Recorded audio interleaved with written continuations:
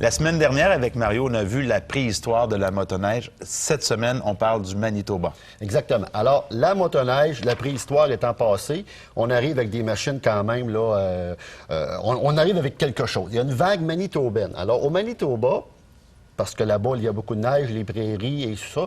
Et on a développé un marché plus pour le domaine du travailleur, les compagnies.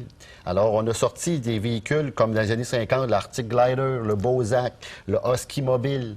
Par contre, il y avait un gros défaut. C'était ultra pesant. Ça pesait 1000 livres, ces machines-là. Parce que là-bas, la neige n'est pas comme ici. Exactement. Alors là-bas, on avait les prairies. La neige est balayée par le vent. Compactée, très dur. Puis quand on a emmené ces machines-là ici, ben on a eu des méchants problèmes parce que la neige était molle ici. Fait que ça allait pas loin, là. Non, ça allait pas loin. Mais ici même, à Sainte-Claire, dans les usines de Prévost, Wilfrid Grenier a assemblé 11 unités qu'on a appelées le Caribou. Ça, c'est le monsieur Prévost de Prévost-Car. Exactement. Alors, on a fait 11 unités qui ont été vendues à ce moment-là.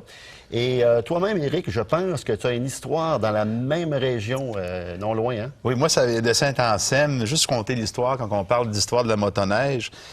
Mon oncle était vétérinaire à Saint-Anselme et avait besoin d'un véhicule pour se déplacer l'hiver. Et il a créé un véhicule avec un ami qui s'appelait M.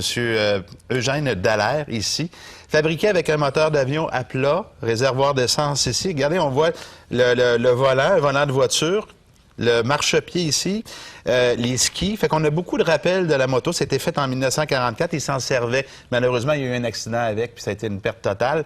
Mais le véhicule roulait vraiment. Puis ça, on parle vraiment plusieurs années avant Bombardier. Là, ouais, on est dans une période aussi qu'il faut dire aux gens, les vétérinaires, les médecins, il n'y avait pas moyen de transport l'hiver. Donc, on inventait et on adaptait ce qu'on avait pour pouvoir fonctionner en hiver.